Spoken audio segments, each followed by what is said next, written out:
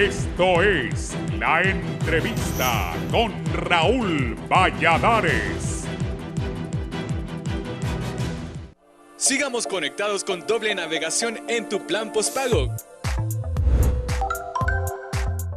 Imágenes dantescas de hospitales saturados con casos positivos y sospechosos, morgues llenas de cadáveres, dolientes que entre lágrimas rechazan criterios profesionales cuando llevan un enfermo por una causa y su muerte se describe como sospecha del nuevo coronavirus, son ahora frecuentes en el Distrito Central. El investigador y médico internista Omar Videa advirtió que la tendencia de casos en la capital y el irrespeto a las medidas de contención por la población, el próximo epicentro de la enfermedad puede ser el Distrito Central, mientras el mal rebrota en China, Europa y Estados Unidos. En plena reapertura económica, Honduras, que pasa por ese proceso, ve como el epicentro de la pandemia pasa de la capital industrial con 5.206 infectados, 219 muertes, 546 recuperados, a la capital política del país y sus casi 2 millones de habitantes. Las cifras de alarma las respaldan epidemiólogos y las propias autoridades sanitarias, aunque los testimonios en medios electrónicos devastan como la propia realidad. Hoy, unos 441 barrios, colonias y aldeas del Distrito Central concentran más de 2.000 casos y la expectativa es que a finales de este mes podrían llegar a 6.000 o 7.000 casos, pues se diagnostican 250 casos diarios, dijo el jefe de la región metropolitana de salud, Harry Bock. El Distrito Central cuenta con 892 barrios y colonias, además de 41 aldeas y 293 caseríos que hoy registran 2.592 casos y 61 muertos por COVID-19. El Sistema Nacional de Gestión de Riesgos SINAGER y diversos sectores claman, ruegan y advierten la necesidad de que el pueblo haga su parte y tome todas las medidas y protocolos de bioseguridad por el desborde de casos en la capital hondureña. Pedidos del propio gobernante para asumir de manera estricta el calendario de salida del hogar a un dígito del documento de identidad personal por día, como recomiendan las autoridades. De igual forma que los negocios, empresas y ciudadanos demandantes usen los protocolos de atención y doten a sus empleados de materiales y equipos de bioseguridad y que estos a la vez los usen correctamente. El patógeno se extiende en una geografía llamada la T, del desarrollo nacional que va de Choluteca, Francisco Morazán, Comayagua, Cortés, Lloro, al departamento de Atlántida, la zona de mayor peso económico del país. La pujanza del patógeno se centró durante varias semanas en Cortés y su epicentro ya es notorio, en los más de 1.500 kilómetros cuadrados del Distrito Central, que conforman una cantidad de barrios, colonias, aldeas y caseríos. Al menos 8 pacientes sospechosos de COVID-19 fallecieron entre la noche del lunes y la mañana del martes en el Hospital Escuela y en el Seguro Social. Los fallecidos en el Instituto Hondureño de Seguridad Social eran 2 hombres y una mujer de la tercera edad. En el centro asistencial permanecen 202 pacientes hospitalizados y tienen 48 vacías. En el Hospital Escuela, 5 pacientes están en cuidados intensivos y 21 en carpa de triaje. Las 3 salas habilitadas para casos de COVID-19 se encuentran ocupadas. Más de 20 adultos mayores se encuentran contagiados por COVID-19 en diferentes asilos de la capital. Todos son asintomáticos y su condición de salud es estable. Con la reactivación gradual de la economía, el 8 de junio se observan más incremento de casos positivos e incidencia de fallecidos, dijo Book. Esta es la situación, es muy crítica, las proyecciones ahí están, y el iceberg podría ser entre el 15 de julio al 30 de julio, especificó el jefe de la región metropolitana de salud. Sigamos conectados con doble navegación en tu plan postpago.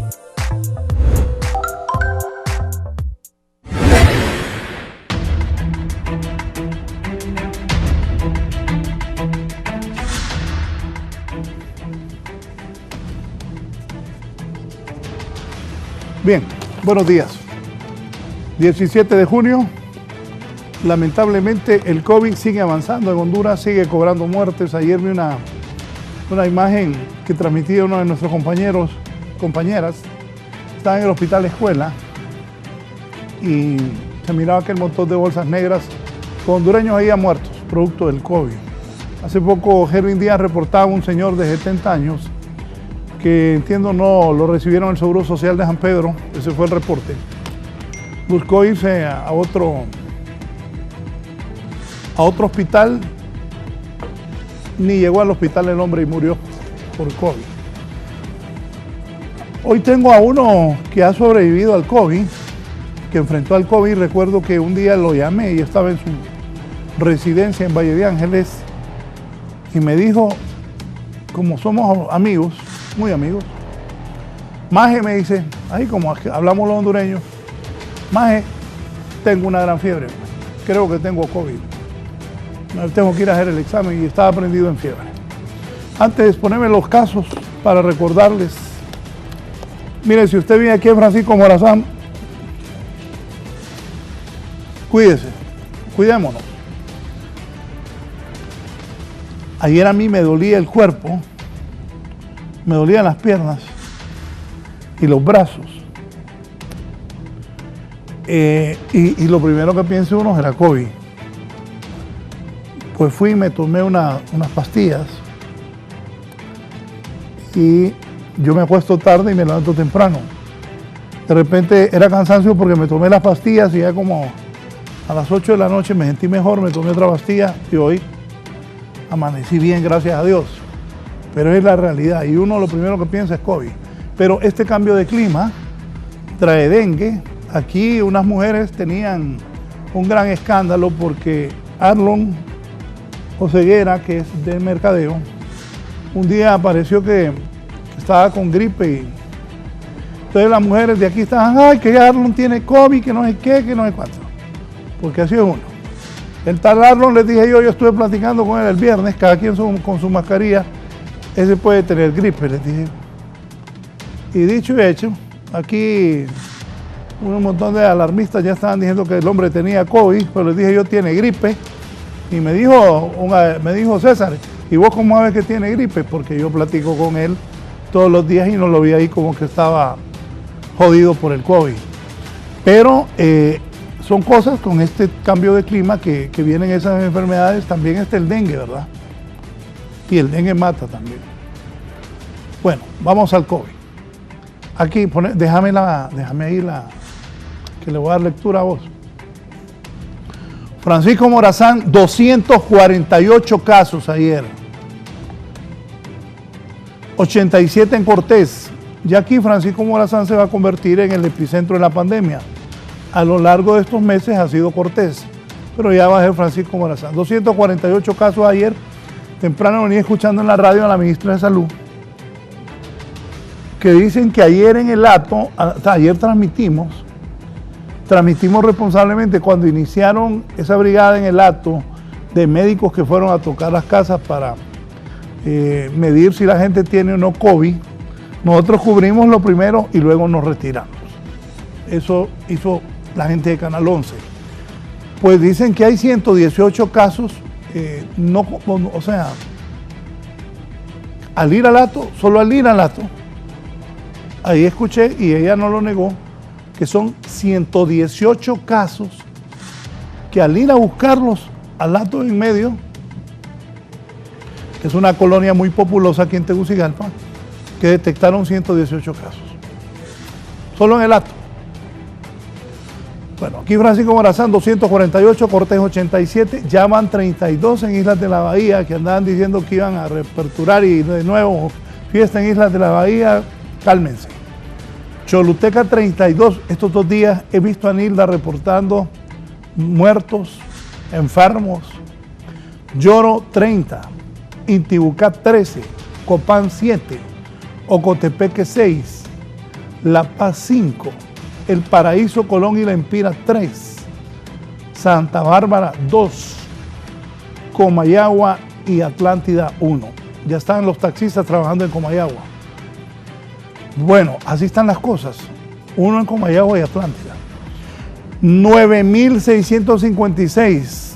A ver, entonces, si hoy hacen 1.000 pruebas y salen 300, vamos a pegar a los 10.000. O sea que mañana jueves, en la noche vamos a tener más de 10.000 casos. Y obviamente más de 330 muertos. Pongámosle 331 con el señor que acaba de morir en la entrada de un hospital en San Pedro. Bueno, esa es la verdad para que nos pongamos claros cómo está la situación. Desgraciadamente, de ahí me buscas el reporte mundial. Esa solución maíz y la solución catracho tiene que ser con prescripción médica y de acuerdo a lo que me han dicho los doctores, eso no es una cura que 100%. A algunas personas les puede ayudar, a otros no. Es un virus complejo. Todavía la vacuna no existe en el mundo. El primer ministro de Inglaterra casi se muere y no hubo forma. Al final su cuerpo le ayudó y logró sobrevivir.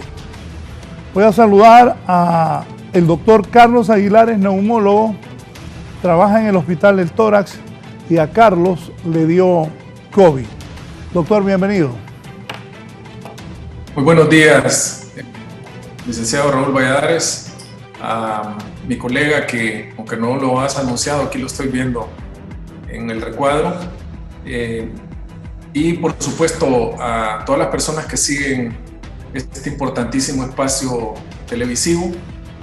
Pues hoy un día más con noticias no tan prometedoras y por supuesto dispuesto a aportar desde mi perspectiva ahora de un paciente recuperado, lo que he vivido, mi experiencia personal, que creo que es muy valiosa partiendo del hecho que habemos muchos trabajadores de la salud que hemos sido víctimas de esta enfermedad. Pues en mi caso afortunadamente logré salir adelante y bueno, espero pues contribuir en lo posible a que muchos compatriotas puedan tener también una evolución similar a la que yo he tenido. Muchas gracias por la invitación, licenciado Valladares. Gracias a usted. Ya reporta nuestra transmisión. Saludamos a nuestro amigo personal muy querido, el doctor Marlon Brevé Reyes, rector de UNITEC, que le envía saludos al doctor Carlos Aguilar. Está muy contento por su recuperación. Doctor Oscar Díaz es internista. Bienvenido, doctor. Con una introducción para que lo que vamos a hablar, yo señalaba los casos que hay y la situación que estamos. Bienvenido, doctor Díaz. Buenos días, señor Valladares, y a su auditorio.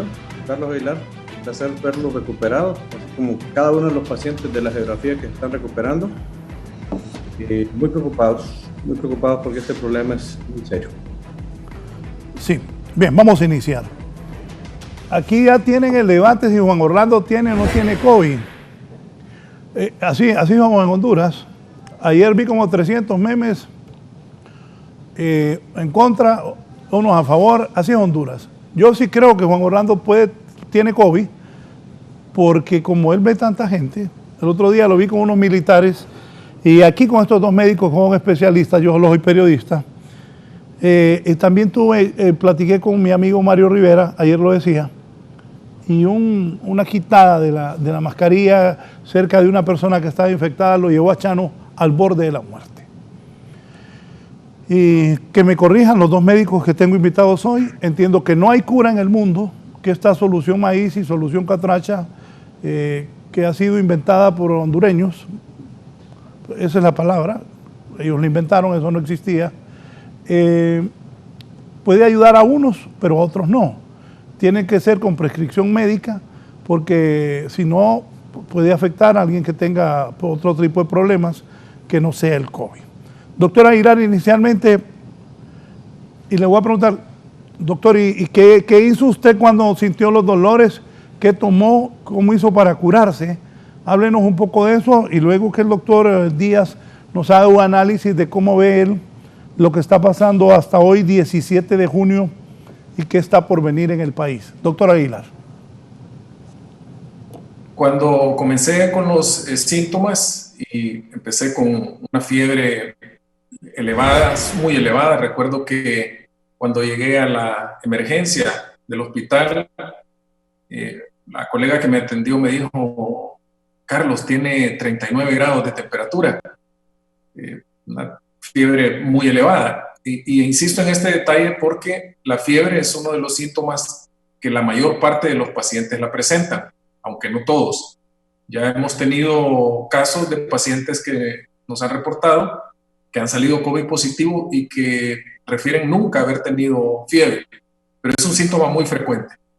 En ese momento pensé en otras posibilidades, me dolía mucho el cuerpo, inclusive llegué a considerar, a propósito de la introducción que usted hacía en el programa, que yo pudiese tener dengue o una faringitis, y desde luego el diagnóstico de COVID pasó inmediatamente por mi mente, y así fue. Recibí pues atención inmediata y procedieron a hacerme las pruebas respectivas para diagnosticar pues otras enfermedades, incluyendo naturalmente COVID a través de la prueba rápida, y me hicieron un hisopado y otras medidas que tomaron los médicos tratantes.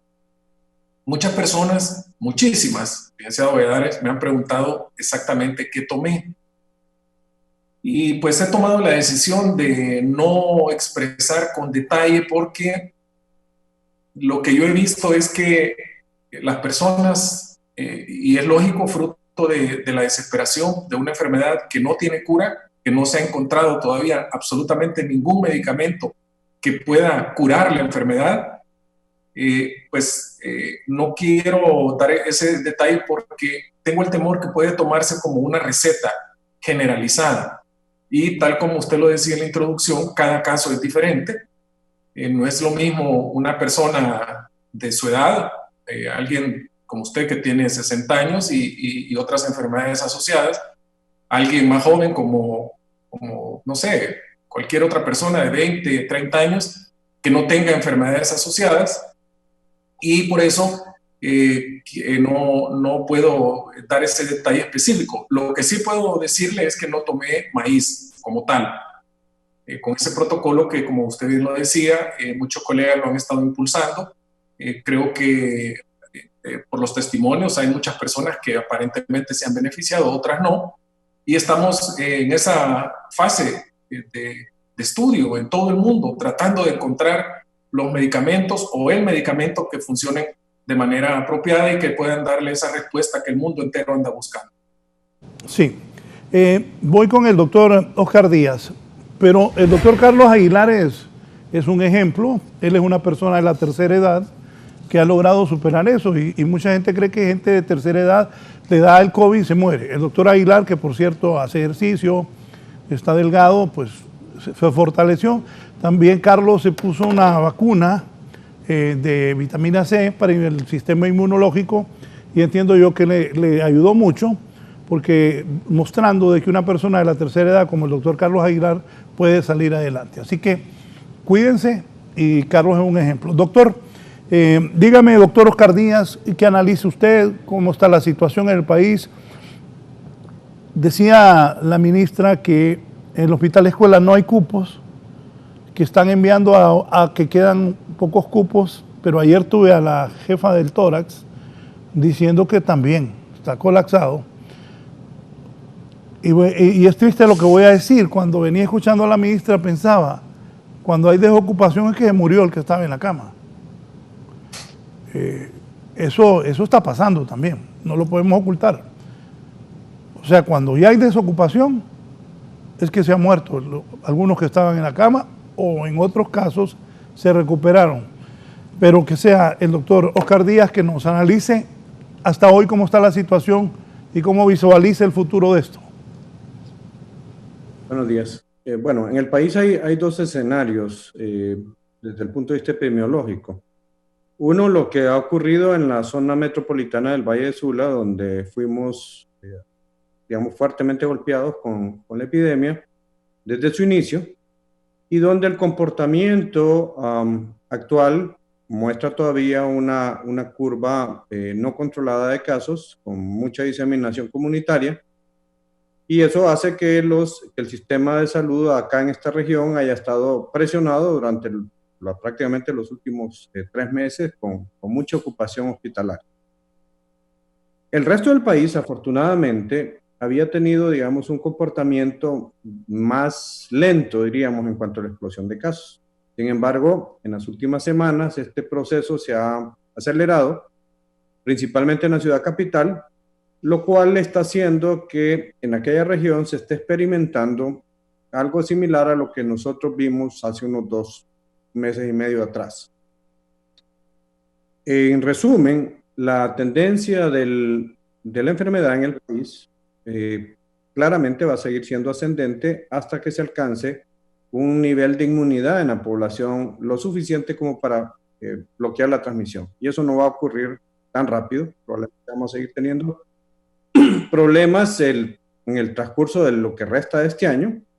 Probablemente acá en la región norte, por el tema de exposición masiva de la población, en alguna medida vamos a ir viendo una reducción de casos. Los epidemiólogos piensan que eso puede ocurrir a finales de julio, principios de agosto, ya empezar a ver ya una tendencia, puesto que en este momento la cantidad de personas que aparecen positivas en los tamizajes de pruebas que se hacen anda arriba del 50%, lo cual significa que hay una gran cantidad de población que ya se expuso.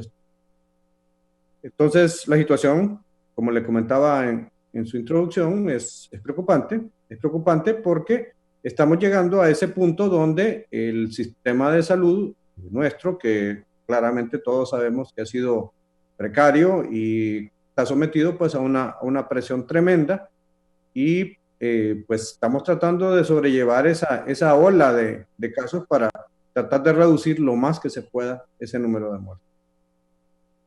Doctor, pero no sé, eso ustedes, aquí estamos a la buena de Dios entonces, porque han habido problemas de oxígeno, los hospitales están colapsados. ¿Qué va a pasar con la gente que se enferma, no encuentra, se regresa a la casa? No quiero ser alarmista, pero es la verdad. Este señor ahorita en San Pedro no lo recibieron en el seguro, se fue a buscar a otro hospital y murió en el trayecto. ¿Alguna idea que tenga de cómo ir tratando esto? Porque los casos deben ser mucho más de 10,000, mucho más. Estoy contando lo que dijo la ministra temprano, de que ayer al ir al Lato habían 130. Y aquí en Tegucigalpa y Francisco Morazán, el departamento y la capital, a medida de más pruebas, más infectados, no hay capacidad en los hospitales. ¿Qué sugiere hacer, doctor? Bueno, es claro de que hay siempre un subregistro de casos. Eso es una cosa que la hemos sabido desde siempre, por el hecho de que la cantidad de pruebas no ha sido suficiente en relación a la exposición de la población. Y en ese sentido, por eso la estrategia que más nos puede funcionar es la estrategia de control comunitario. Esto hay que ponerlo en la perspectiva correcta. Esta enfermedad, el 80% de las personas pueden cursar con manifestaciones leves o asintomáticas, sobre todo las poblaciones jóvenes. Y esto, de alguna medida, puede requerir o mínimo tratamiento o puramente medidas de sostén. El propio sistema inmunitario de las personas lo corrige. El problema está en el 20% restante. El 20% restante son aquellas personas que tienen otras enfermedades, como obesidad, como diabetes mellitus, como enfermedades cardíacas o enfermedades respiratorias crónicas, que los vuelven vulnerables a las formas severas de la enfermedad. Entonces, partiendo del hecho de que no existe un tratamiento específico para la enfermedad curativo, entonces se buscan estrategias de contención. Las estrategias de contención implican indicar medicamentos que reducen la carga viral, por ejemplo, para reducir transmisión comunitaria, que ha sido una estrategia, digamos, que funcionó en otros países como Costa Rica, donde se fueron precisamente a buscar los contactos a la comunidad. Nosotros ya pasamos esa etapa donde podíamos haber empleado esa estrategia de manera efectiva. Entonces, en este punto, la mayor cantidad de esfuerzos debe dirigirse, primero, sobre todo, a mantener a flote los sistemas hospitalarios.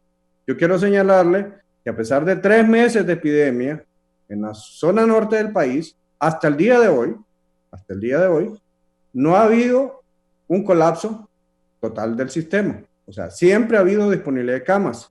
Siempre ha quedado alguna cama de cuidado intensivo. Yo trabajo en 3 unidades de cuidado intensivo de la ciudad, todos los días. Leonardo Martínez, que actualmente tiene 16 camas. El Seguro Social, que tiene 14 camas de cuidado intensivo. Y un hospital privado en el cual trabajo que tiene 10 camas de cuidado intensivo. Ayer teníamos 2 camas disponibles en Leonardo Martínez, 4 camas disponibles en el Seguro Social y 4 camas disponibles en el hospital privado. O sea, dentro de todo, el tratamiento de contención ha permitido que sobrevivamos sin casos masivos de muerte en las calles, como ocurrió en algunos otros países. Eso yo creo que es un punto que hay que señalar y destacar. No todo es negativo. Lo segundo, y que me parece que es importante, es que también la población tiene que tener una mayor proactividad en la búsqueda de la atención médica. Nosotros vemos frecuentemente que los pacientes llegan en estadios avanzados de enfermedad porque estuvieron automedicándose en casa o no creían en la enfermedad o consideraban que no les iban a atender, etcétera, lo que usted quiera. Y esas personas llegan, por ejemplo, en estadios muy severos a los hospitales. Esos generalmente son los que generan los fallecimientos de las personas que no alcanzan ni a llegar. Entonces aquí el tema es complejo, es multifactorial, no depende, no hay una bala mágica de tratamiento, hay que ver todas las aristas del problema, requiere toda una logística, requiere toda una inversión, pero como le explico, el análisis tiene que ser más objetivo, más racional y más científico. Es decir, que debe de alguna manera, sobre todo, ver cuáles son las debilidades, cuáles son las fortalezas y reforzar eso. Si tenemos claramente, por ejemplo, la población mayor con riesgo, obviamente, que se va a enfermar, que va a generar más complicaciones, tenemos que dirigir mucha atención a ese grupo de población. Tiene que reducirse la exposición de las personas en su ámbito laboral o económico, etcétera. O sea, tienen que haber una serie de soluciones que no son en una sola línea, sino que tiene que verse el problema de una manera integral. Y un punto que para mí me parece importante y lo voy a señalar, o sea, este no debe ser un tema que debe ser politizado, este es un tema técnico, es un tema de salud. La salud no se puede politizar. Y creo que ese debate estéril en el país ha condicionado que los recursos de tratamiento, de logística, se deriven a veces de manera incorrecta hacia otros ámbitos. Y yo creo que eso es un aspecto en el cual los hondureños nos tenemos que unir. Sí, voy con el doctor Carlos Aguilar. 23. En 9 días se cumplen 11 años que usted era ministro de Salud. Como exministro de Salud y conocedor, Carlos, también me gustaría escuchar sus comentarios de lo que ha dicho el doctor Oscar Díaz. ¿Qué piensa? ¿Hacia dónde vamos? ¿Qué deben hacer? Estoy claro con el doctor Díaz que esto no debe politizarse, porque aquí mueren compatriotas y se infectan compatriotas, o nos podemos infectar de todos los partidos, de todos los hondureños estamos con este gran problema. Doctor Aguilar, por favor. Coincido plenamente con lo manifestado por el doctor Oscar Díaz. Creo que ha señalado acertadamente muchas acciones que deben de tomarse. Creo que estamos en una etapa donde la búsqueda de casos en la comunidad de manera sistematizada, de manera organizada y con un enorme apoyo debió haberse hecho con mucha mayor fuerza hace meses. Creo que llegamos un poco tarde a estos esfuerzos, pero no quiere decir que no hay que hacerlo ni que pueda ser efectivo, pero será mucho más difícil. Desde un inicio también la sugerencia respetuosa que hicimos de levantar estructuras que permitieran colocar camas, oxígeno, contratar personal en los hospitales que ya están construidos para que eso permitiera una mayor eficacia al momento de brindar tratamientos y que de manera rápida se pudieran construir y que quedasen esas estructuras de manera permanente para los hospitales, es una acción que pudo haber ayudado a liberar y a tener más camas. Y creo que todavía se puede hacer, partiendo de la incertidumbre que se nos viene, creyendo que ojalá me equivocase, van a haber muchísimo más casos de los que estamos viendo. ¿Qué cosas se pueden hacer? Pienso que deben de tomarse acciones que quizás nunca pensamos que íbamos a llegar a tomarlas, como por ejemplo la habilitación o la renta de parte del gobierno de hoteles o de espacios físicos donde hayan camas que se puedan habilitar de manera rápida para que los casos leves o pacientes que están siendo detectados en estos barrios, en estas colonias, y que no tienen las condiciones de infraestructura en sus casas, puedan ser aislados de manera inmediata. Por ejemplo, si se detecta una persona en una familia donde hay 5, 8, 10 personas y es una casa con 1, 2 habitaciones, la certeza es que esas 10 personas se van a contagiar y esas 10 van a contagiar a 10 más y así sucesivamente. Creo que las instalaciones que hay probablemente van a ser insuficientes para poder atender a las personas que tienen casos leves. Me estoy refiriendo al polideportivo de la universidad y quizás otras instalaciones. No tengo información, tal vez el doctor Díaz o usted mismo, licenciado Valladares, sobre los hospitales que supuestamente iban a estar pronto en el país, y bueno, no sé qué ha pasado con este tema. Por otro lado, las medidas de contención que estamos creyendo que ojalá funcionaran, que es la administración de estos medicamentos para disminuir la carga viral, bueno, sigue siendo algo incierto. No tenemos la capacidad tampoco de realizar estudios que nos permitan tener la certeza de que está funcionando.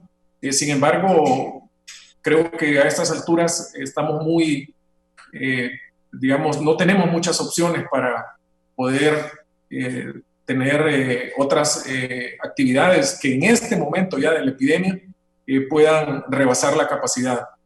Creo también que debe de darse una mayor fortaleza a los hospitales, brindarles o trasladarles el presupuesto directamente para que sean los directores de los hospitales que puedan hacer las contrataciones directas, la compra de insumos e incluso considerar la posibilidad de parte del gobierno de pedir ayuda a los países amigos, porque he escuchado informes que hay, está ya pues prácticamente escaseando el oxígeno, no tanto la producción, sino los insumos para administrar oxígeno, los tanques, los manómetros, hay insumos que no están listos en el país para equipo particular en los hospitales, los equipos de alto flujo.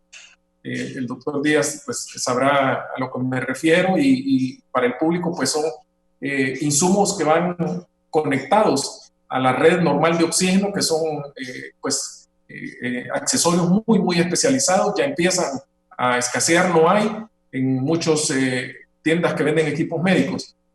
Y creo entonces que nos enfrentamos a una situación dramática. Mi experiencia, licenciado Valladares, fue en aquel momento dirigir las acciones contra la epidemia del H1N1. Recuerdo que recién se descubrió ese virus en abril-mayo del 2009. Y pues fue una situación parecida en términos de tomar decisiones con un fuerte apoyo político. El Congreso Nacional nos brindó un enorme apoyo financiero en aquel momento, y eso permitió tomar acciones que por lo menos ayudaron a paliar la epidemia. Luego vino pues el golpe de Estado, y eso pues trastocó muchos de los planes que teníamos en aquel momento. Sí, que está de acuerdo y que en estas opiniones del doctor Aguilar, y qué sugerencias más. Doctor, por favor. Oh, bueno, es que es claro que aquí las decisiones y las respuestas son multifactoriales, y es precisamente ese abordaje multifactorial el que hay que hacer.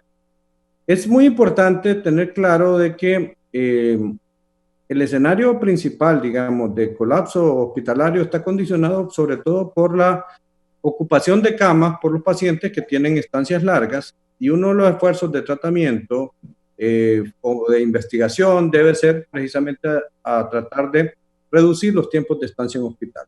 Hay, por así decirlo, varios protocolos de tratamiento que buscan eso precisamente. El día de ayer fue publicado un artículo muy interesante de la Universidad de Oxford en relación al tratamiento con uno de los brazos del protocolo Catracho, que es el uso de empleo de corticosteroides, que originalmente OMS no lo recomendaba como recomendado, digamos, de primera línea, Y sin embargo, el tiempo nos ha ido dando la razón en el sentido de que se ve, por ejemplo, en este estudio, que es un estudio grande, en 11.000 pacientes, de los cuales 2.000 se fueron al brazo de dexametasona y lograron reducir la mortalidad casi en un tercio, que es una cosa que nosotros pudimos observar en nuestros propios estudios acá en el país, estudios que ya están, de hecho, en revistas internacionales en proceso de edición para publicación. Entonces, yo creo que aquí uno tiene que tratar de tener, digamos, la actitud más proactiva y propositiva posible, porque en este aspecto, esta enfermedad nos va a ir dando como enseñanza constantemente y tenemos que estar con nuestra mente abierta, nuestra visión profesional lo suficientemente flexible para ir ajustando los tratamientos en la medida que va surgiendo nueva evidencia científica. Eso yo creo que es una cosa que todos estamos alrededor de eso y que alrededor del mundo existe una carrera buscando precisamente la solución a este tipo de problemas. Creo que el país no está exento de esa búsqueda y creo que los grupos profesionales, los que atendemos a las personas, pues tenemos la obligación de estar en esa misma sintonía. Aquí dice la doctora y diputada Johanna Bermúdez. Buenos días, excelentes panelistas. Yo quiero que por favor enfaticen la prevención. No podemos enfocarnos solo en los hospitales reiterativos en la prevención. Carlos. Sí, indudablemente las medidas preventivas siguen siendo la piedra angular en el manejo de epidemias, sobre todo cuando hay la posibilidad de que sean las propias comunidades en donde exista justamente la eficacia, o mejor dicho, la voluntad de la gente de sumarse a una campaña preventiva. Creo que acá el compromiso de cada uno de nosotros con nuestro entorno, con nuestra familia, con nuestros compañeros de trabajo, es fundamental.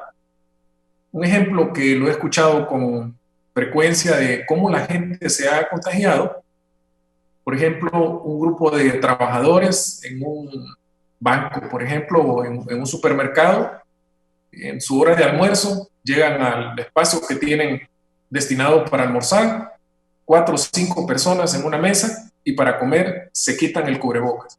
Y empiezan a comer, terminan, se ponen el cubrebocas y se van nuevamente de sus labores. Durante ese lapso, hubo la posibilidad de que alguno de ellos pudiese infectar a sus demás compañeros y que esto pudiese provocar luego la expansión de la enfermedad cuando este trabajador llega a su casa y así sucesivamente. Esos pequeños momentos llegan a producir esta situación. Me llama poderosamente la atención la detección en los mercados de Tegucigalpa, particularmente uno de ellos, y es muy fácil imaginarse lo que puede suceder en un mercado con personas contagiadas.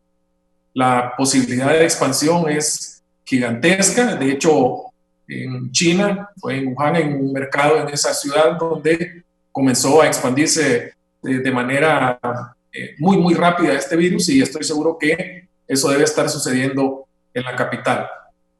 Por otro lado, si bien es cierto, como apuntaba la doctora Bermúdez, el tema de los hospitales es parte de este problema.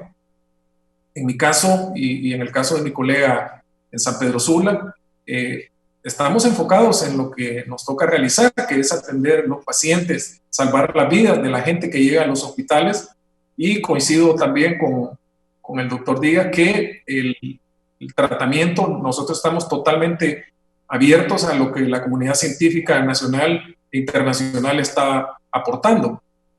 Ayer, casualmente, cuando se empezó a publicar o a conocerse el uso de este esteroide, quiero decirles que recibí llamadas de gente cercana o amigos pidiéndome una receta para ir a la farmacia y abastecerse de este medicamento, de este esteroide. Y luego eso pasó con la cloroquina. Llegó a desaparecer de las farmacias y muchas personas que utilizan la cloroquina para otras enfermedades, como la artritis, el lupus y otras más, se quedaron sin medicamentos. Entonces, si bien es cierto, son esperanzas, pero medicamentos esperanzadores deben de ser utilizados únicamente con prescripción médica y estando seguros que esa persona se puede beneficiar de este medicamento.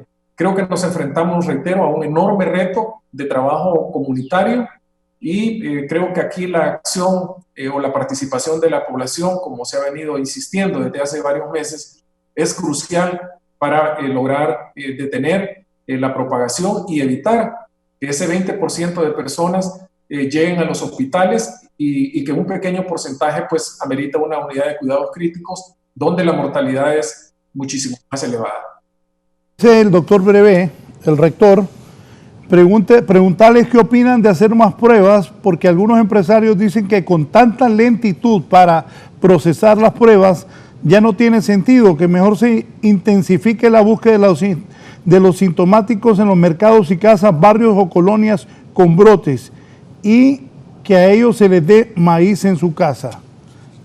Doctor Díaz. El problema, digamos, de los tratamientos así masivos, sin tener una evidencia de utilidad, es que usted también va a, digamos, no identificar pacientes que pueden tener riesgos con efectos adversos y ese tipo de cosas. O sea, las estrategias de salud pública siempre tienen que fundamentarse en información dura. La información dura la dan las pruebas diagnósticas. Es decir, si usted, puede ser que, por ejemplo, a una persona que usted le diagnostique en una fase sintomática temprana y le dé un tratamiento X, el que sea, y reduzca, digamos, su carga viral, va a reducir la posibilidad de transmisión, pero usted tiene que haber tenido una definición de caso de esa persona, o sea, exposición, síntomas clínicos o algún tipo de prueba. En el caso nuestro, por lo que es relevante la necesidad de pruebas suficientes, es para tener una idea de la exposición potencial de hondureños al virus, porque eso puede proyectar entonces en qué momento la curva de contagios va a empezar a reducirse y puede usted proyectar recursos financieros, materiales y humanos para poder dirigir sobre todo, digamos, a las áreas donde hay más prioridades de atención. Lo que le explicaba un poquito, el escenario, por ejemplo, de la costa norte va a irse modificando probablemente un poco más rápido que lo que ustedes van a experimentar en la ciudad capital, por un tema puramente epidemiológico, es decir, acá ya hay más población expuesta, con mayor posibilidad de haber desarrollado alguna inmunidad, contrario a lugares donde se está en este momento en plena expansión de casos. O sea, el tema de la dirección de recursos es fundamental. Creo, y estoy de acuerdo con el doctor Aguilar, de que aunque es tardío, la intervención en la comunidad sigue siendo la única estrategia realmente efectiva que puede reducirnos la diseminación de casos y que puede permitir que el sistema continúe soportando la cantidad de pacientes que requieren hospitalización o tratamiento de paciente crítico. Entonces, el punto es que tenemos que trabajar de lunes a domingo, 24/7, no podemos parar. Esto es una cosa que vamos a seguir teniendo problemas en las próximas semanas y meses, y pues que nos toca a todos empujar y tratar de unirnos para controlar o por lo menos contener la diseminación de este problema. Don Roberto Ramón Castillo, ese medicamento dispara los niveles de azúcar en personas como yo que soy diabético. ¿Será peligroso? Dice don Roberto Ramón Castillo. Carlos. Perdón. Indudablemente el uso de los esteroides debe ser bajo estricta supervisión médica, no los puede tomar cualquier persona. Siempre, particularmente en las personas diabéticas, los esteroides son un reto para el médico tratante, porque si no se maneja adecuadamente el incremento de los niveles de azúcar puede, como consecuencia del uso del esteroide, puede inclusive llevar a esta persona al hospital y a sufrir una descompensación grave de la diabetes e inclusive por poder perder la vida por una complicación asociada, por una infección agregada, por un descontrol propiamente de su diabetes. De tal manera que la sugerencia que hacemos es no automedicarse como algunas personas desafortunadamente lo hacen, y peor, tomar, por ejemplo, un esteroide. Desafortunadamente en nuestro país, y en esto pues particularmente hicimos muchos esfuerzos cuando teníamos la posibilidad de incidir en este tema.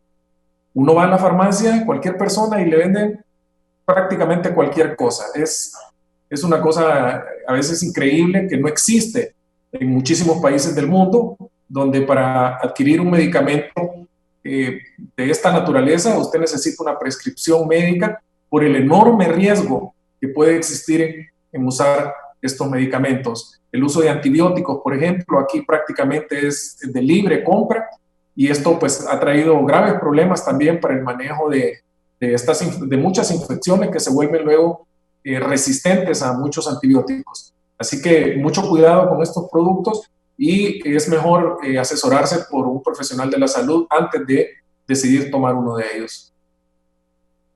Doctor Díaz, ¿qué le contestamos a don Roberto Ramón Castillo? No, igual, es decir, todos estos medicamentos son de empleo bajo prescripción médica, o sea, no, en eso estamos todos claros de que es un asunto de seguridad. El médico tiene que valorar los posibles efectos benéficos contra los efectos potenciales negativos. Entonces, sí, no, o sea, no existe, como le digo, una bala mágica en esto, no existe una panacea que hay que irla a comprar a la farmacia y tenerla en la reserva de la despensa de la casa para decir que ya estamos libres del problema. El punto aquí es utilizar racionalmente la evidencia que se tiene y bajo un adecuado cuidado profesional a los pacientes con las mejores medidas de tratamiento que puedan reducir las posibilidades de muerte o complicaciones graves.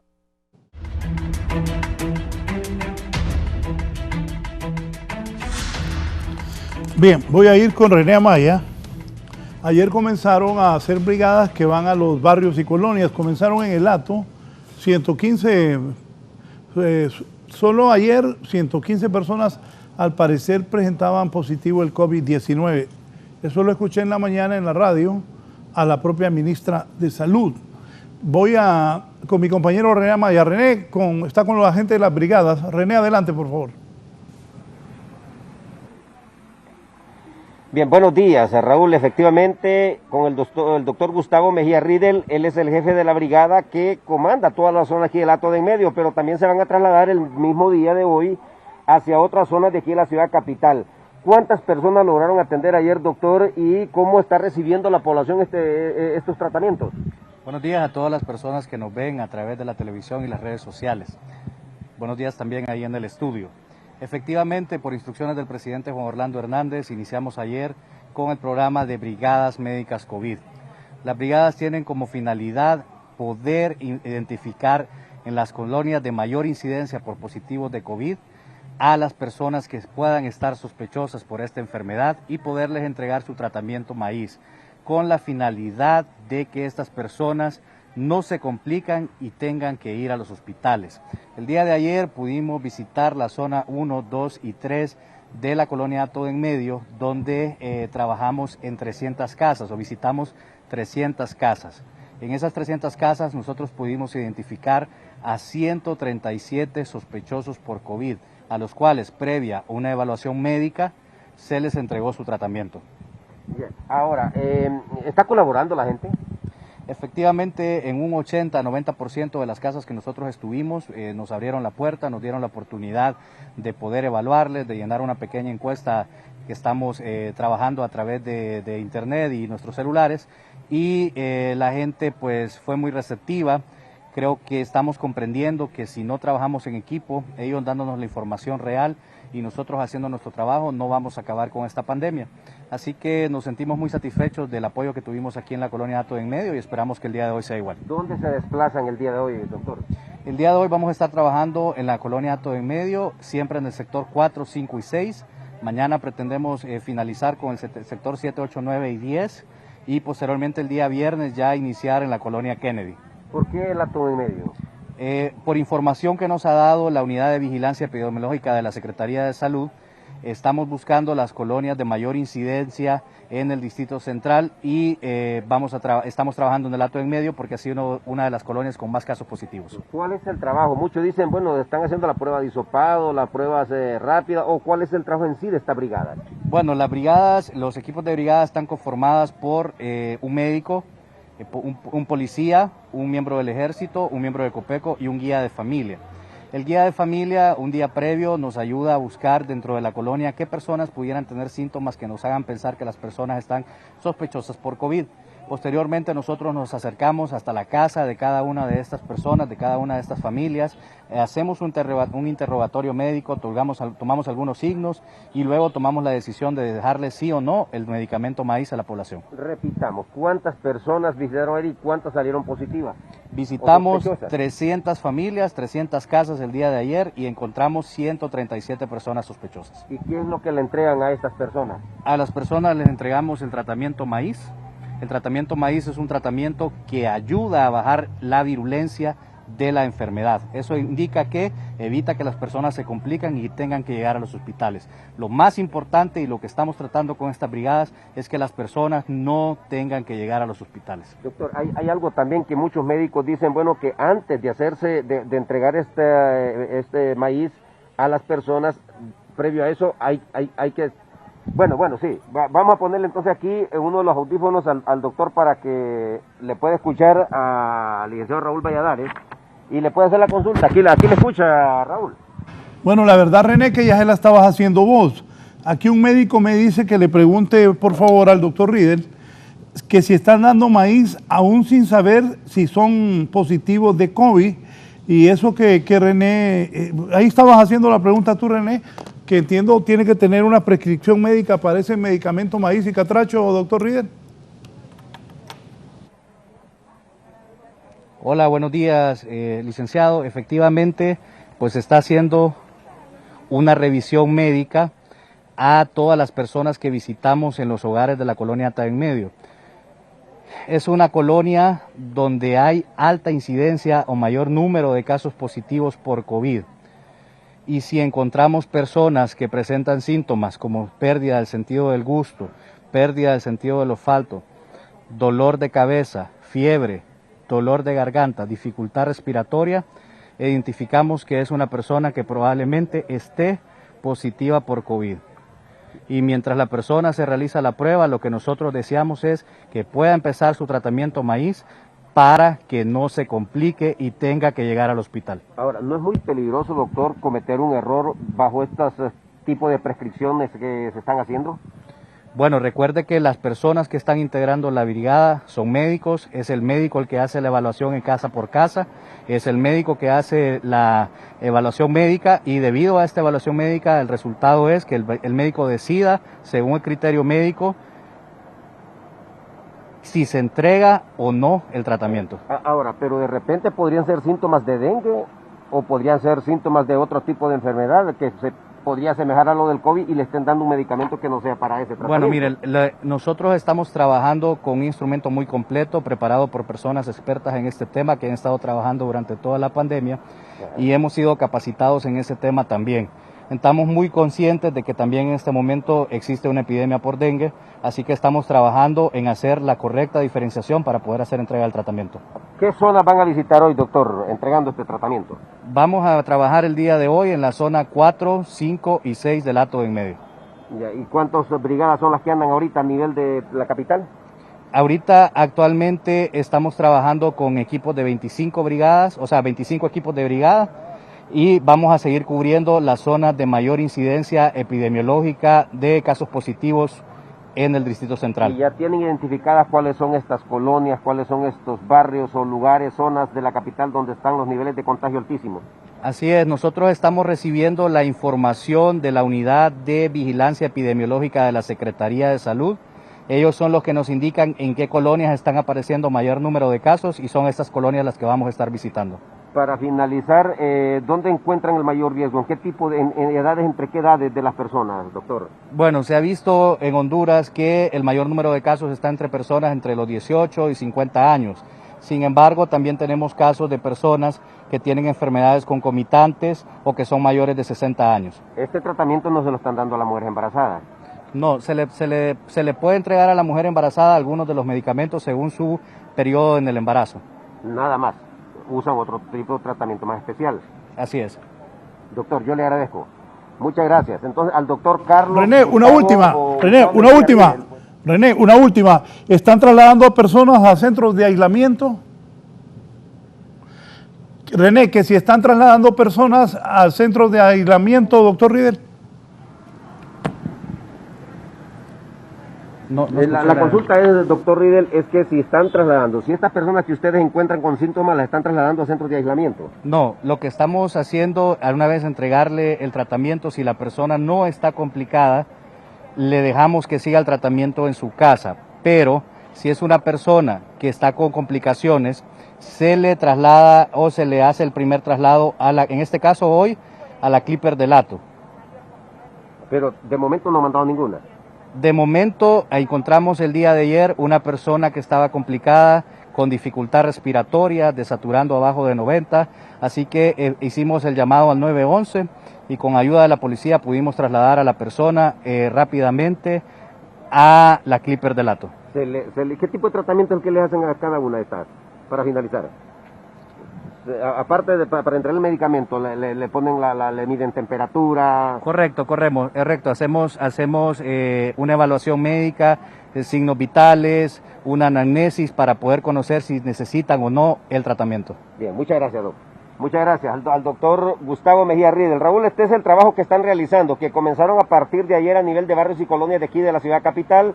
Hoy, se espera que durante esta semana finalizar, porque el Hato de Medio es una colonia muy populosa, luego se trasladarán a la colonia Kennedy, a Villanueva, Los Pinos, es decir, a todos estos sectores donde los niveles de contagio son altos. Retornamos, si no hay ninguna consulta más, retornamos con usted, Raúl. Adelante. Gracias, René, y gracias al doctor Riedel. Entiendo yo que en San Pedro Sula se va a hacer también, ya Tegucigalpa, se va a hacer el epicentro de esta pandemia. Doctor Oscar Díaz, comentarios sobre estas brigadas que están saliendo a barrios y colonias. ¿Qué beneficio cree usted nos trae esto? Se habla de que se va a buscar pues al infectado. Sus comentarios, por favor. Sí, nosotros sí creemos que es una estrategia positiva, que en este punto puede ser que no sea el momento, digamos, haya sido más oportuno, era necesario hacerlo más tempranamente en la evolución, pero siempre es útil. O sea, la atención comunitaria en este tipo de enfermedades es crucial y llevar la atención a las comunidades va a reducir de alguna medida, en el mediano plazo, la diseminación de casos. Eso se ha demostrado en los países que han tenido éxito. Es poco realista pensar que vamos a tener el diagnóstico fundamentado en puras pruebas. Entonces tenemos que hacer eso, precisamente, la búsqueda de casos a través de una definición clínica, de un adecuado interrogatorio o anamnesis y, por supuesto, detectando los signos de riesgo para los pacientes que, por ejemplo, hacen signos de alarma, como puede ser la reducción de la saturación de oxígeno. Entonces, sí, yo creo que esto es una estrategia que tiene que continuarse, no solamente en la capital, no solo en la costa norte, sino que incluso en las mismas comunidades, en las comunidades del interior del país, donde los sistemas de salud de atención primaria no han estado históricamente fuertes y esta estrategia puede, de alguna medida, ayudar a solucionar este problema.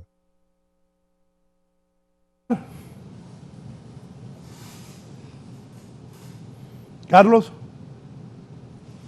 Sí, creo que definitivamente el abordaje de la comunidad es la piedra angular en el manejo de este tipo de problemas. Pues ojalá se hubiese hecho antes, pero bueno, ya eso no se puede solucionar y creo que estas brigadas deben de fortalecerse y deberían de estar en muchísimas colonias y barrios de la capital, en el caso del Distrito Central. Tengo mis dudas si va a ser eficiente darle este tratamiento masivamente solo ante una sospecha clínica. Creo que agregado a esto debiese de intentarse que estas personas que no tienen condiciones de infraestructura para vivir la cuarentena, para pasar esos 14 días, se queden en casa, en esas comunidades donde quizás no hay suficiente espacio físico para que la persona esté completamente aislada y que se corra el riesgo de infectar a las personas que viven en esa casa. Este tratamiento, puede ser que reduzca la carga viral, no está plenamente demostrado, pero no garantiza que la enfermedad deja de ser contagiosa. Y es ahí donde yo tengo mis fuertes dudas en relación a no solo dar el tratamiento, sino el aislamiento de las personas. Porque hemos visto casos, que se enferma un señor en la casa toma su tratamiento, pero no hay posibilidades de que se aísle efectivamente, y se enferma la esposa, se enferman los hijos, y empieza entonces esa cadena de contagios que luego es muy difícil poder no solo detectar, sino que controlar. Creo que entonces la posibilidad de trasladar personas a centros de aislamiento debe de considerarse fuertemente de manera paralela a la detección de casos en la comunidad, que, reitero, es una medida oportuna. Sí, voy ahora con Gloria Galvez, es trabajadora social, está con Gisela Calix, para que también Gisela le consulte a ella y ambos doctores escuchen estas opiniones. Gisela, adelante, por favor. Así es, licenciado, muy buenos días. Le informo que aquí en el hospital de tórax han continuado los decesos. Se trata de un hombre y una mujer quienes murieron producto del COVID-19 en las últimas horas. Me acompaña la licenciada Gloria Galvez, ella es trabajadora social de esta institución y nos confirma estos detalles. Muy buenos días. Buenos días, gracias por esta oportunidad. Sí, el día de hoy pues fallecieron 2 personas, ¿verdad? En la madrugada falleció un hombre y una mujer. Usted pues en estos 6 meses le ha tocado vivir una situación bastante dramática, ya que es la encargada de atender a estos pacientes y precisamente justo acaba de ingresar el féretro de una dama, la cual pues viene a ser retirada por sus parientes. Sí, desde que inició esta pandemia fui asignada para el egreso de los cadáveres. No es fácil estar atendiendo esta situación, contactando a las familias, llamándolas para decirles que su familiar que vinieron a ingresarlo aquí falleció. Ya son más de 100 personas las que han muerto por COVID-19 aquí en esta institución. Sí, superamos ya los 100. Superamos los 100 familias afectadas. 100 hondureños, más de 100 hondureños fallecidos por sospecha COVID y confirmados COVID. Me decía usted anteriormente que las personas que fallecen también más son los sospechosos que los que ya están confirmados. Exacto, están falleciendo las personas que están como sospechosas. Y se les hace su prueba y como se tarda mucho tiempo en los resultados, quedan en categoría de sospechosos. Estas 2 personas que murieron en horas recientes, ¿de dónde fueron trasladadas y cuánto tiempo pudieron estar aquí recibiendo atención médica? Los 2 fallecidos de hoy, uno ingresó ayer por la tarde, que es la mujer, y el hombre ingresó por antier, ¿verdad? Prácticamente 2 días, ¿verdad? Son de aquí, de Tegucigalpa. ¿Con qué síntomas entraron ellos? No, son personas con enfermedades de base, ¿verdad? Con una diabetes, con una hipertensión, pacientes con enfermedades comprometidos, ¿verdad? Vienen aquí ya en mal estado, realmente. Ya pues igual el hospital está en su máxima capacidad para recibir a estos pacientes. Sí, lamentamos mucho la cantidad de personas que vienen a los lugares donde tenemos triaje buscando una cama. Lamentamos que estamos llenos, fallece una persona y rápido está ocupada por otro, ¿verdad? Estamos llenos. Impresionante la cantidad de personas que está este hospital. En la vida habíamos tenido esta situación. Bien, licenciado, la licenciada tiene que atender en este momento a los parientes de esta mujer, quienes ya están a la espera de retirar este cuerpo. No sé si usted tiene alguna consulta desde el estudio. No, solo agradecerle y el relato de ella, de Gloria Galvez, trabajadora social, más de 100 muertos en el tórax. Carlos Aguilar ahí trabaja, y yo lo decía al inicio, y es triste decirlo, cuando hay desocupación es como ella decía, confirmó lo que yo había dicho, es que desgraciadamente o se curó a alguien, eso es bueno, o se murió alguien. 100 muertos en el tórax y ojo, ya hoy aquí en Canal 11 hemos reportado 2 que nos dice la señora Galvez en el tórax y 1 en San Pedro, ya son 333 muertos en Honduras. Gracias Gisela y a la licenciada Galvez. Doctor Aguilar, primero, esas 100 muertes en el tórax, los problemas, ayer hemos tenido diariamente a la gente del tórax porque es uno de los principales hospitales. Carlos, ¿qué pensás? Bueno, lamentable esta situación, tal como la licenciada Galvez lo decía, es una situación inédita, nunca el hospital había estado en una situación como esta. Creo que, como decíamos minutos antes, deben de proporcionarse recursos, mucho más recursos al Hospital del Tórax y, por supuesto, a los demás centros COVID para fortalecer, para habilitar, para construir, para implementar espacios físicos que le permitan al hospital poder recibir más pacientes, por supuesto, con las condiciones apropiadas. Es decir, que no se trata únicamente de colocar una cama, sino todo lo que eso implica. Creo que las palabras dramáticas de mi compañera de trabajo, la licenciada Galvez, reflejan el impacto emocional también que esta situación está teniendo en todo el personal de salud, la gente que trabaja en los hospitales, aún con toda la experiencia que se tiene en el manejo de pacientes críticos y de personas que llegan a perder la vida.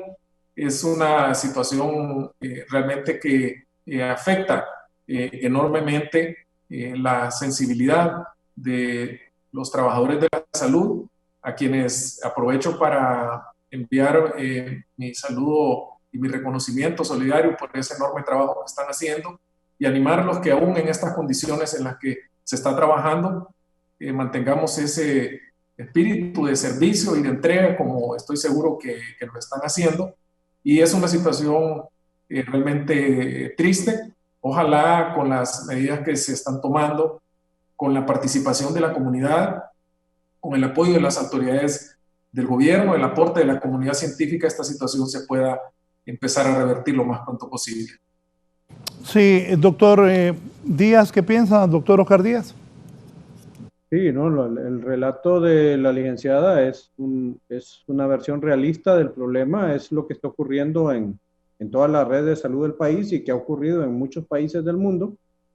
Y creo que aquí el punto es que hay que tratar, en la medida de lo posible, juntar todos los esfuerzos profesionales, de gobierno, de la población, en un objetivo común. El objetivo común es luchar contra una enfermedad que es muy grosera, que tiene un impacto social, económico, emocional muy fuerte para todas las familias. El drama individual de las familias es una cosa que se puede escribir muchas historias tristes, algunas historias de éxito y esperanza, porque realmente esta enfermedad no discrimina grupo social o económico, no discrimina condiciones particulares de ciertas poblaciones, o sea, es una cuestión que a cualquiera nos puede afectar y es una responsabilidad de todos el luchar para paliar los efectos lamentables, sobre todo los fallecimientos de los pacientes. Yo creo que ese es un punto en el cual debemos tratar de concentrarnos y como bien señalaba la licenciada, reitero que este es un tema muy importante en relación a los grupos de riesgo, es decir, la mayor parte, y eso lo vemos en todo el país, los que estamos atendiendo a este tipo de pacientes, los pacientes que tienen otras enfermedades son los que más se complican, son los que tienen más posibilidad de tener fallecimiento. Entonces eso nos obliga incluso a ir un poco más allá. Las personas que ya tienen una enfermedad tienen que tratar de evitar exponerse innecesariamente a riesgos, mantener bien controlada su enfermedad. O sea, esto nos va a obligar a un cambio, incluso en nuestras propias vidas personales, de mayor autocuidado, de cuidar nuestro peso, de mantener nuestra azúcar mejor controlada cuando ya tenemos la enfermedad, etcétera, etcétera. O sea, esto realmente es un reto colosal que implica un esfuerzo individual y un esfuerzo colectivo como la sociedad. Sí, aquí el abogado Paul Cepeda dice, buenos días Raúl, no tiene sentido esa brigada si no llevan la prueba rápida siquiera. La estrategia es positiva, pero sin la prueba rápida es difícil. Yo me sigo preguntando, dice el abogado Paul Cepeda, según números que han trascendido en documentos oficiales, ¿dónde están los 80.000 pruebas rápidas que existieron? ¿Por qué ni el laboratorio de virología ni los hospitales tienen fondo, habiendo aprobado 80 millones y ejecutado 4.000 millones? Saludos a sus panelistas, especial al doctor Aguilar, pero aquí tengo otra consulta también. Dice, en Guayaquil se unieron empresarios, líderes de la sociedad y alcalde y asumieron el manejo. Destinaron miles de dólares para comprar camas, oxígenos, etcétera. Se desligaron del nivel central. ¿Qué podemos aprender de ellos? Las mesas sectoriales, fortalecerlas, están dando maíz aún sin saber si son con COVID. Deberían firmar un consentimiento las personas para tomar esto. Se le advierte al paciente que corre riesgo de efectos colaterales y además, ¿qué pasa con las demás personas que habitan en la casa que no tienen COVID? ¿Qué va a pasar con ellas? Carlos Aguilar. Bueno, son una serie de comentarios y preguntas. Aquí tuve la oportunidad de anotar algunas. Quiero referirme a dos cosas puntuales. El tema de las pruebas. Definitivamente, diagnosticar COVID solo por clínica, bueno, es todo un reto para un médico en el sentido de atreverse a dar un tratamiento, pero no tenemos otras opciones. Idealmente deberían de acompañarse estas brigadas con algún tipo de apoyo de laboratorio, por lo menos en casos seleccionados, hacerles, estoy de acuerdo, la prueba rápida, aun y cuando esta prueba no es totalmente confiable en el sentido de que al momento de tomar la prueba, si no han pasado al menos 5 días del inicio de los síntomas, la posibilidad de que salga positiva se va a reducir, pero de algo serviría poder detectar con mayor certeza de los pacientes. Respecto al aislamiento, insisto, alguien que se sospecha con COVID con 5 o 10 familiares en una casa, lo más probable es que se van a contagiar todos. Esta persona debería de aislarse en un lugar con las condiciones apropiadas para aislarse. La experiencia de Guayaquil me parece sumamente interesante.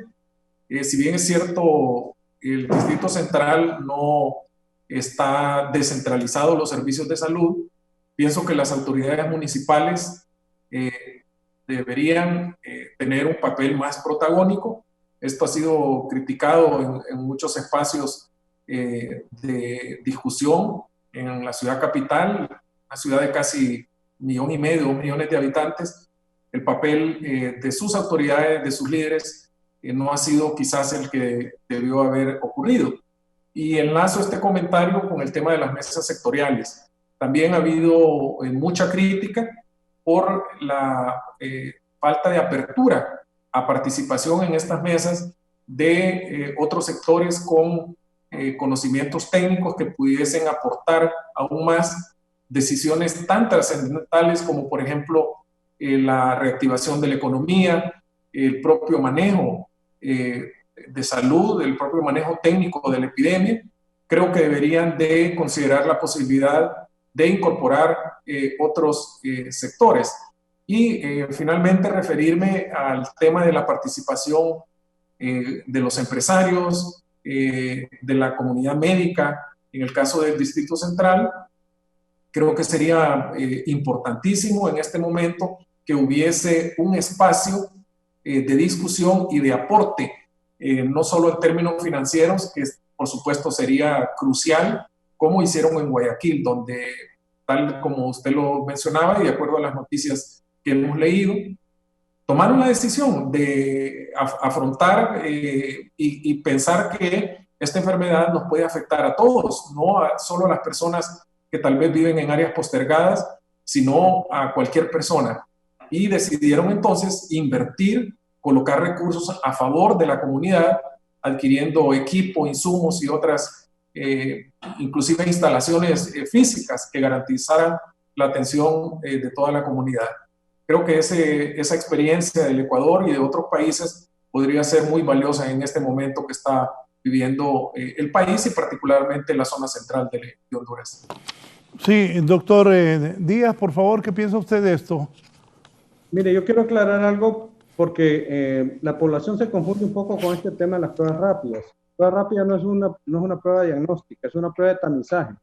Es una prueba que le dice usted estuvo expuesto al virus en un X momento, pero no le sirve para el diagnóstico inicial. Es decir, si usted tiene, por ejemplo, está en la fase de viremia o en la fase asintomática, usted va a hacerse una prueba rápida y con la mayor probabilidad su prueba rápida le va a salir negativa, porque es una prueba que requiere que usted genere anticuerpos para poderse detectar. Luego la sensibilidad de la prueba anda alrededor de un 60%, lo cual significa que hay unos 30 y tantos % de falsos negativos también, implícito a la prueba. Entonces, de alguna manera, el tema de prueba rápida como diagnóstico no es una estrategia correcta, y eso se lo aclaro al abogado que escribió. Es decir, no de nada sirve, yo puedo tener síntomas, puedo estar en fase de viremia, pero si no he generado anticuerpos, mi prueba rápida va a estar negativa y eso no significa que no tenga COVID. Entonces, por eso la definición de caso tiene que ser bastante estricta. Y hay algunos signos clínicos que son muy frecuentes que diferencian, por ejemplo, esta enfermedad de otras, como las alteraciones del olfato y del gusto, que es un punto importante tener en cuenta y que investigadores en diferentes partes del mundo han estado señalando estas características particulares. En cuanto a al tema de municipalización o descentralización, creo que eso es muy importante en general como estrategia de salud, no solamente en COVID, sino en relación a los sistemas de salud en general.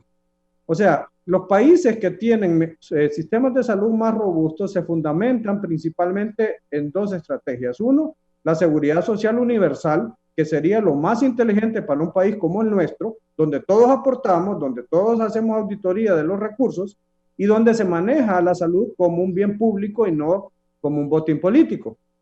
Eso sería como lo más recomendado. Y lo segundo es empoderar a las comunidades de sus sistemas de salud, es decir, que de alguna manera los sistemas locales, que son los que conocen las necesidades particulares, permiten que al descentralizar presupuestos, descentralizar contrataciones, etcétera, permite a las comunidades priorizar sus propias necesidades. No son las mismas necesidades, por ejemplo, de una comunidad rural en el interior de Santa Bárbara, por ejemplo, con las necesidades que puede tener el Progreso Lloro, por ejemplo. Entonces son escenarios totalmente diferentes y usted no puede de alguna manera extrapolar soluciones generales para todo el mundo. Entonces yo creo que sí es razonable como estrategia. Yo realmente creo que en el ámbito de la capital yo no lo conozco tanto hacia el interior, el ámbito médico-político, en la costa norte, de alguna manera nosotros tenemos algunas diferencias en cuanto a la forma como funcionan las sociedades. Acá en San Pedro Sula siempre ha sido muy fuerte la intervención de la parte comunitaria, las fuerzas, digamos, de trabajo, los trabajadores, las empresas privadas, etcétera, participan muy activamente en la mayoría de procesos. No conozco realmente cómo funciona la dinámica en la capital, donde el tema político casi siempre es más fuerte. Pero creo que al final, en resumen, esta estrategia de llevar respuestas locales, multifactoriales, todo el mundo en este caso tiene una voz que hay que escuchar. Hay que escuchar a los usuarios del sistema, hay que escuchar a los técnicos, hay que escuchar a la gente que toma decisiones y de eso establecer consensos. De eso se trata.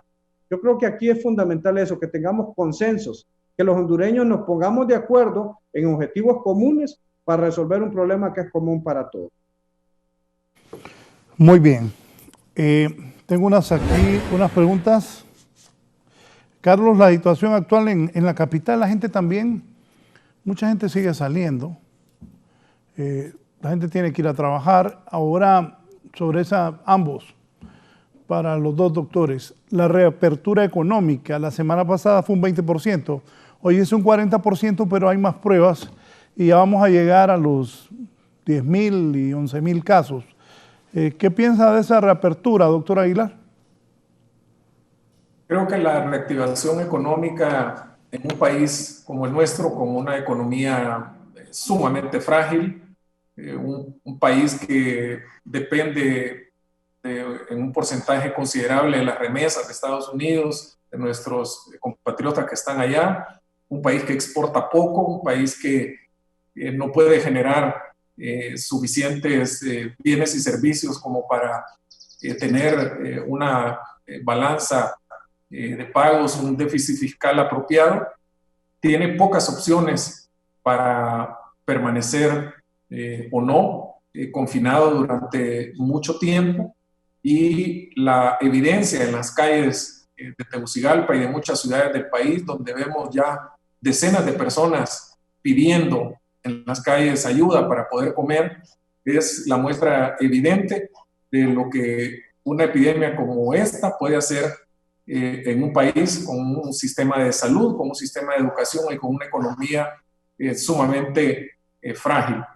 Creo que no hay muchas opciones. Ese equilibrio entre economía y salud, entre tomar la decisión de reducir o ampliar, mejor dicho, el número de días para permanecer en casa, es muy, muy complicado. Pienso que estamos obligados, cada una de las personas que salgan a su trabajo, porque hay necesidad de llevar alimentos a casa, porque hay necesidad de tener el sustento mínimo para pagar los servicios públicos, para pagar medicinas, etcétera.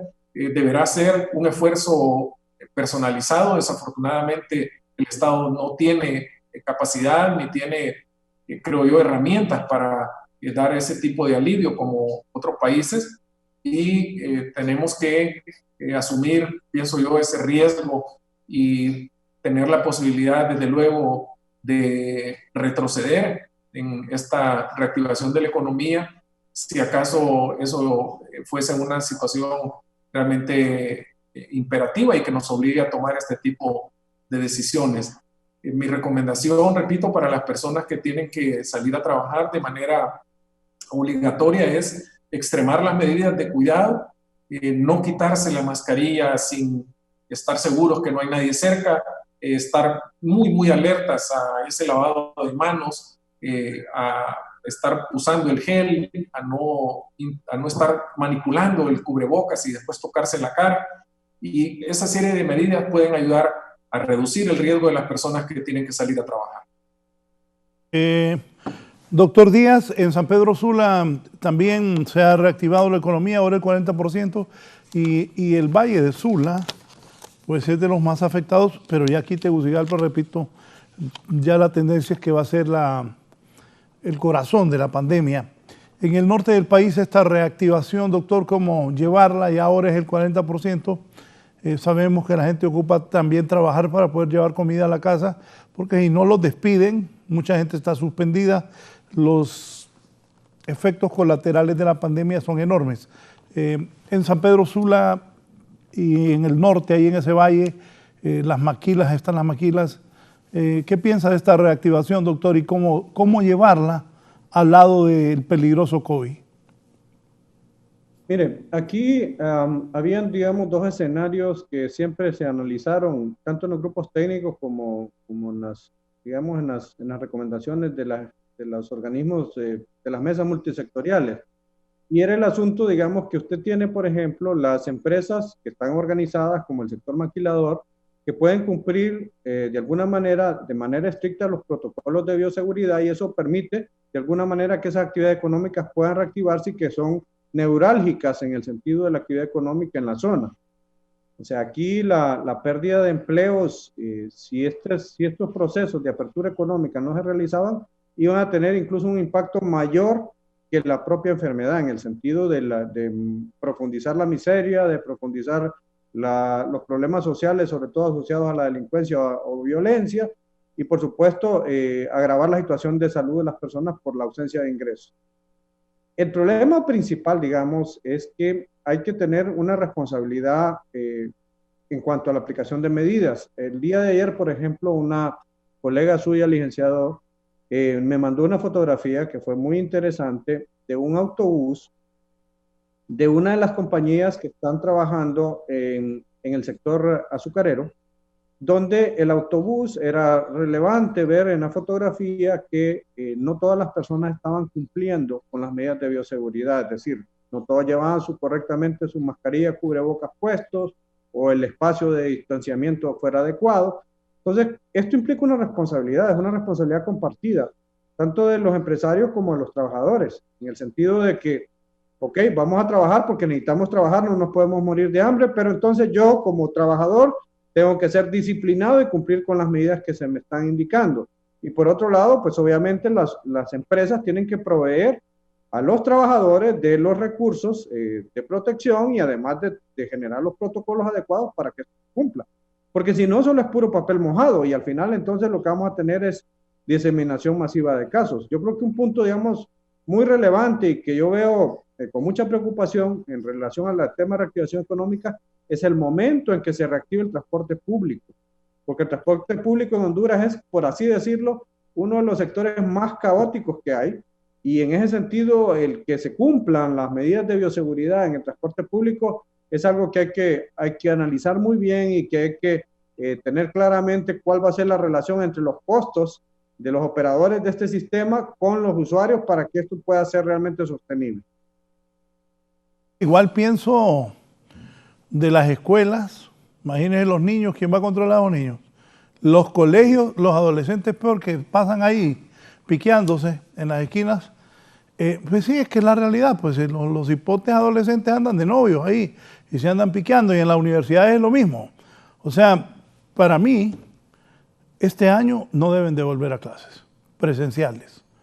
Que los padres de familia están protestando, especialmente en los colegios privados que cobran un montón de plata y no es lo mismo estar por una computadora. El otro día pasé un video de Perú de unos niños que tienen que caminar 10 kilómetros, 15, con sus papás para ir a oír por radio la clase.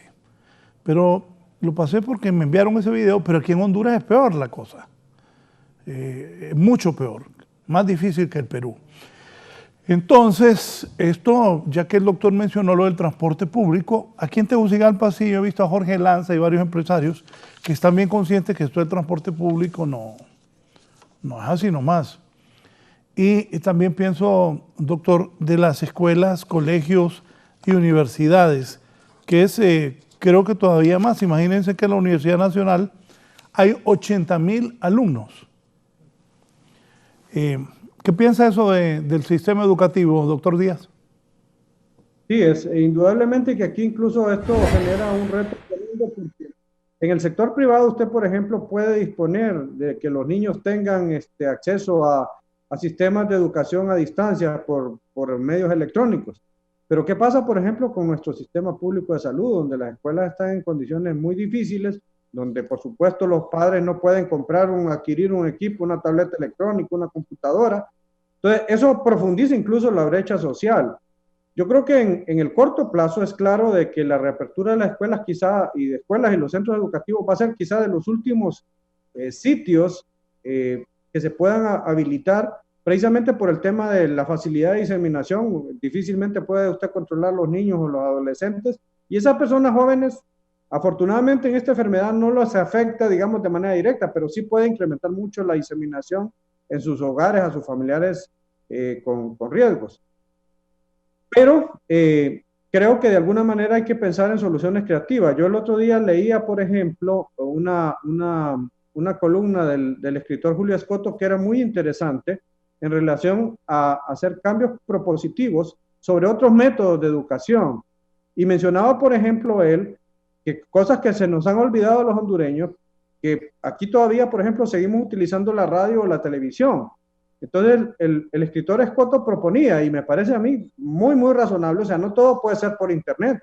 Entonces, usted puede reiniciar, digamos, actividad educativa por la vía de radio, la educación radial, en las comunidades del interior, incluso en las colonias populosas, la misma televisión. O sea, hay que buscar una orientación. No nos podemos cruzar de brazos y decir, bueno, se terminó el año y los niños se quedan sin educación, porque casi siempre los niños que van a sufrir más este impacto van a ser los del sector público, los que precisamente tienen menos oportunidad de formarse y de poder tener acceso a una educación de calidad.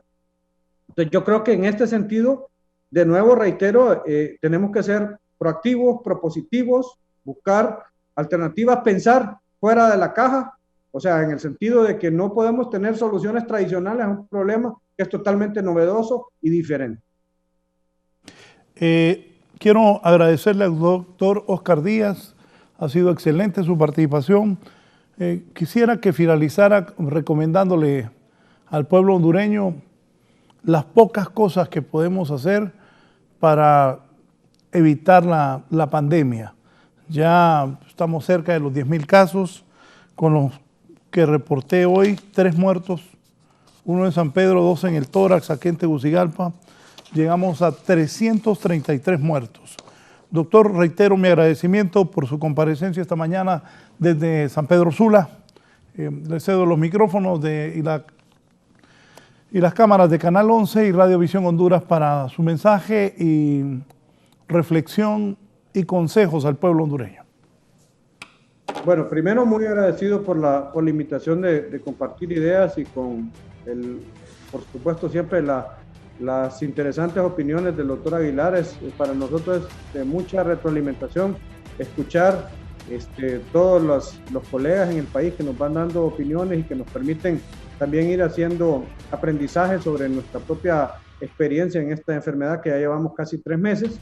Quiero decirle al pueblo hondureño, indudablemente este es un reto que todos tenemos que enfrentar, que las medidas de prevención siguen siendo las más efectivas, que en la medida que nosotros seamos cuidadosos en relación a mantener la distancia de seguridad en nuestros trabajos, cuando vamos a hacer algún tipo de actividad pública como ir a hacer compras o a los bancos, el empleo de la mascarilla, el lavarnos las manos frecuentemente, nos reduce la posibilidad de que esta enfermedad la adquiramos. Y si la adquirimos, que tengamos la responsabilidad de buscar la forma de aislarnos para no enfermar a otras personas, sobre todo las personas jóvenes que no tienen síntomas o que tienen síntomas mínimos. Y acordarnos que todos tenemos padres, madres, tíos, abuelitos que podemos enfermar. Gran parte de los enfermos que tenemos complicados son personas que sus propios familiares han enfermado. Entonces, eso implica una responsabilidad. Por supuesto, el gobierno tiene que seguir haciendo sus obligaciones, trabajando con honestidad en la administración de los recursos financieros y materiales que se requieren, proporcionándole a los hospitales los recursos humanos y logísticos que se requieren para poder hacer bien su trabajo. Tenemos mucho trabajo por hacer. Los médicos y los trabajadores de la salud que estamos en el frente de batalla, pues tenemos que tomar aire y seguir luchando cada día, porque esto va para largo, es agotante definitivamente, pero tenemos que ponerle frente a esta situación porque es un reto del cual tenemos que sobrevivir. Muchas gracias al doctor Oscar Díaz, muy gentil por su participación esta mañana. Voy a cerrar con el doctor Carlos Aguilar. Carlos, vas a donar el plasma. ¿Te hiciste prueba rápida? Porque el doctor Díaz dijo que sí, que está correcto hacer pruebas. ¿Te hiciste pruebas rápidas cuando te salió positivo? Yo recuerdo que platicamos y que te hablé un lunes y me decías que tenías bastante fiebre y que creías que tenías COVID, pero antes de eso, ¿te habías hecho prueba rápida o te fuiste a hacer el hisopado?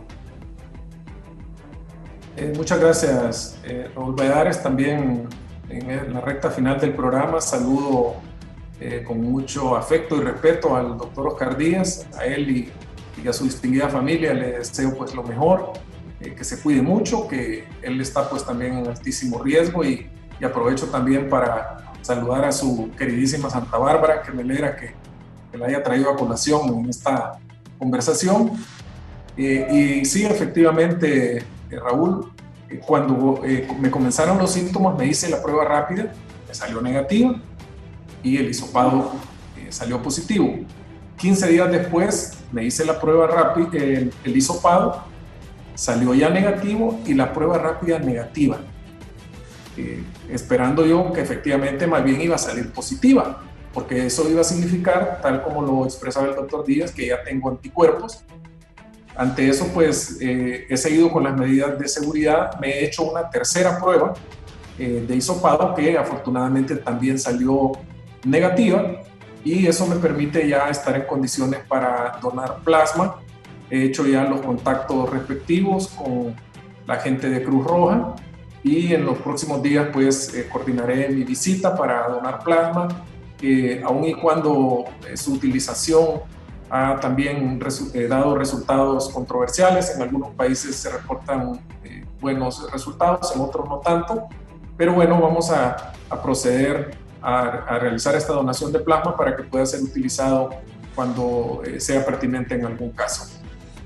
Quiero también sumarme a las recomendaciones del doctor Díaz respecto a ese llamado, a ese compromiso personal que cada uno de nosotros debe de tener, las personas que tienen que ir a trabajar, insistirles en estas medidas que son absolutamente responsabilidad nuestra. No habrá quien esté ahí encima de nosotros recordándonos eso.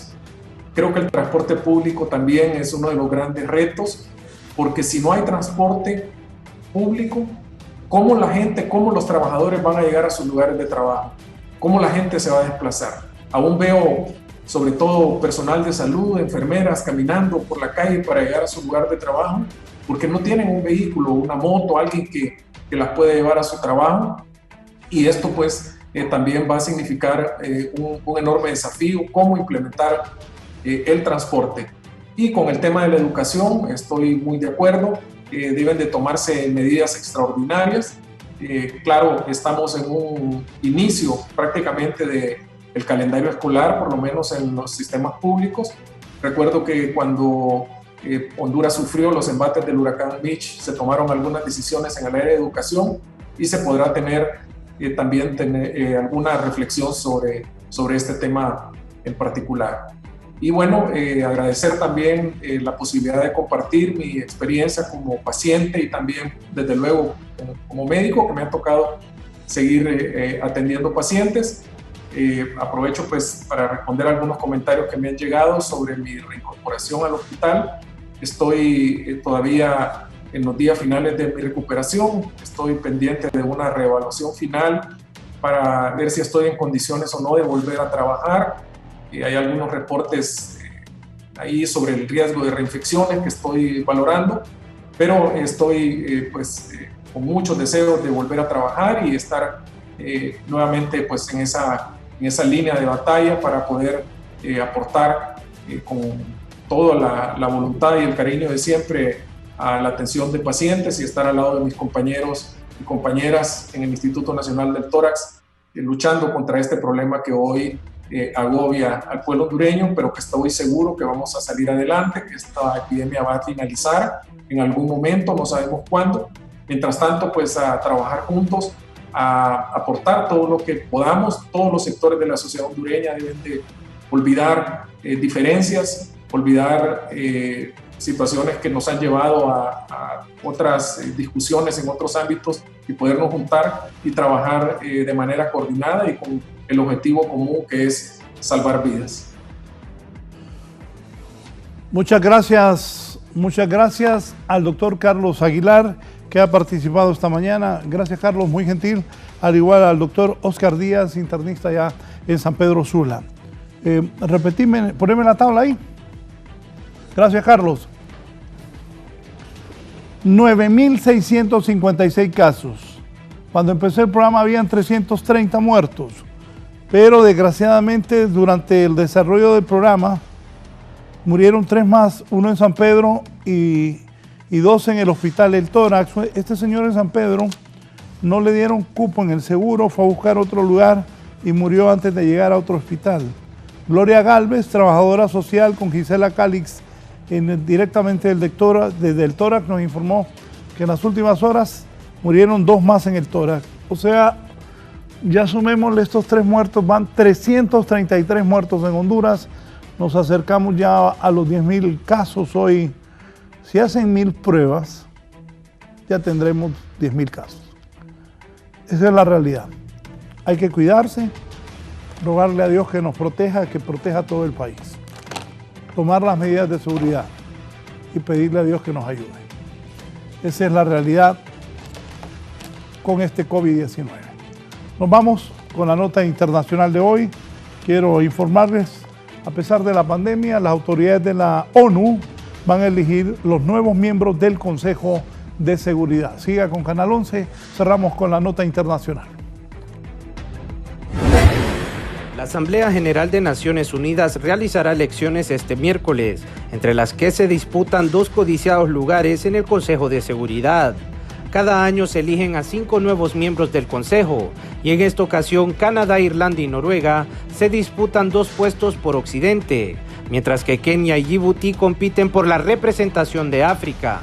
India no tiene rival para la disputa por su lugar en la región Asia-Pacífico, al igual que México por Latinoamérica y el Caribe. El Consejo de Seguridad es el organismo más poderoso de Naciones Unidas y cuenta con 5 miembros permanentes: Estados Unidos, Rusia, China, Gran Bretaña y Francia, y 10 miembros seleccionados por la Asamblea General para periodos de 2 años y que se destinan a grupos regionales. Muchas naciones consideran como un gran logro obtener un lugar dentro del Consejo, debido a que les otorga una voz para exponer asuntos de paz y seguridad internacional que van desde conflictos en Siria, Yemen y Ucrania hasta las amenazas nucleares de Corea del Norte e Irán, y los ataques de grupos extremistas como el Estado Islámico y Al-Qaeda. Antes de la pandemia de coronavirus, los países aspirantes a un lugar en el Consejo de Seguridad a menudo invitaban a embajadores para realizar recorridos por sus naciones, ofreciéndoles cenas y recepciones, además de enviar a altos funcionarios del gobierno a labores de campaña. Pero el virus ha frenado todas esas actividades desde marzo. Por lo general, los embajadores de los 193 países que integran las Naciones Unidas se reunían en la Cámara de las Instalaciones de la ONU en Nueva York para votar de forma secreta para elegir a los nuevos miembros del Consejo de Seguridad. Pero debido a la pandemia, los Estados miembros implementaron un nuevo procedimiento de votación en la Asamblea en horarios escalonados a partir de las 9 de la mañana de este miércoles, a fin de evitar las grandes concentraciones y garantizar el distanciamiento social. Para 11 Noticias, Raúl Valladares.